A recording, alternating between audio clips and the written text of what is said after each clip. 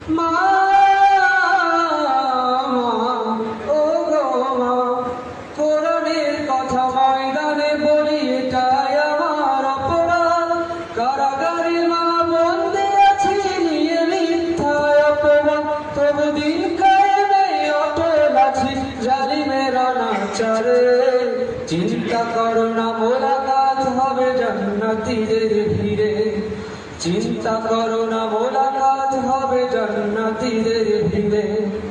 এপারেতে বন্দি আছি কেন্দ্রীয় কারাগারে, ও পারেতে মায়ের চোখে অঝোর অশ্রু ঝরে।